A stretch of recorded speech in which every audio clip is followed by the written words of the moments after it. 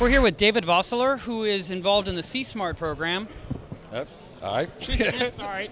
And he was our keynote speaker last night, and the presentation was so fantastic, I had to get him on mic for Reef Addicts, and I want you to tell everyone a little bit about it because they weren't able to attend. Okay, well the SEASMART program is, it's been going, it's a trial program, and it ends this year as a trial program, and we're basically now, for the next 10 to 15 years, we're going to work village by village by village, province by province by province, putting Papua New Guinea under management to support the marine aquarium trade, for the marine aquarium trade. So we go, starting this next year, we start hitting the provinces, outer provinces. Right now we're in one of the lower biodiversity areas of PNG, but there's still really good species mix. But starting next year, we take off. So it's basically a program built on traditional management systems that we bring the science into it, resource assessment, TACs, total allowable catch limits per species, full science backed up by really good fisher training,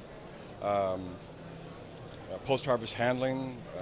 We have a 5-meter dive limit, for example, so there's no deep diving. We have a very short market chain. People aren't going out a day to get the stuff or 60 feet down. They're going 5-10 minutes off the front of their beach, front of the reef, front of their village in 5 meters of water or less. So was there none of the items, the corals, the fish being taken from Papua New Guinea before now? It's been isolated, or?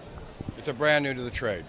So like no one ever thought to look there? No, people thought to look. People were talking about going to Papua New Guinea for years. I used to work in Papua New Guinea a long time ago, for years, but everybody's afraid. Oh, you can't do anything in Papua New Guinea. They have resource rights. It's a terrible system. You can't have your own divers go out and dive on somebody's spot. Well, no, you can't. Tough luck. You know, best thing to do is train the divers there who live there, who own that resource, and let them go catch the fish. So that's what SEASMART is. That's what SEASMART is. It didn't fit the traditional business model of this industry.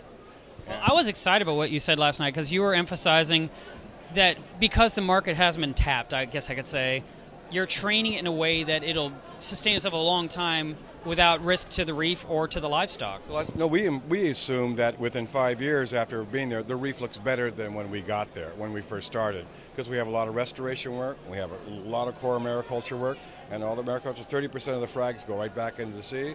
So restoration is a big part of our thing. So they've had dynamite fishing there, and you know, there's some negative fishing aspects there, but they don't use cyanide. None of that stuff's there, so we don't have to unlearn those habits. Yes. So we think with this trade is the #1 coral reef conservation tool in the world, and this trade has to know that. If it wasn't for this trade, we couldn't do that job. PNG would not have this opportunity. So all our trade has to do now is buy the product, demand the product, ask for the product. It's affordable. So we go to our fish store and say, I want corals or fish from Papua New Guinea. Through SEASMART, or? No, you tell your importer to buy from us. We don't. I'll just call mine. Just call yours. That's right. Say, Eric, Chris, you know, whatever, and say buy Papua New Guinea fish. That's all the trade has to do.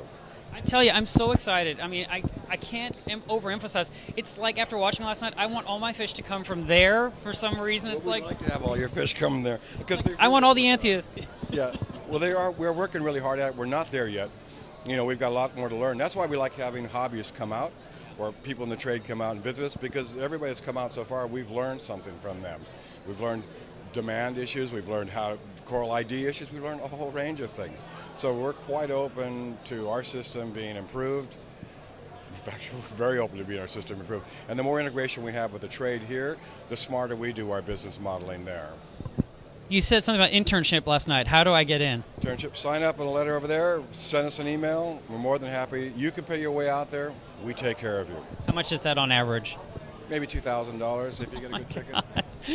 But once you're there, it doesn't cost you very much. It is a lot of money because it's a far away, and that's one of our competitive disadvantages.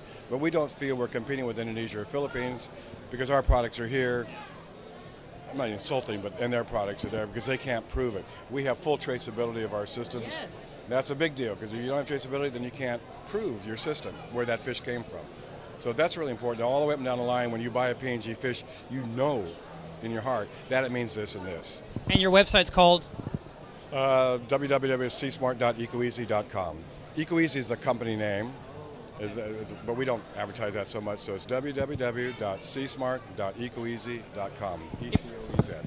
If we can get any of that video from last night to share with with our addicts, I think that'd be really good to give them a really good idea what it's like on the dive and how it works. Because you had women diving, men diving with snorkels. They were, I forget what we call free diving, with not even a tank of any kind. There is no tank.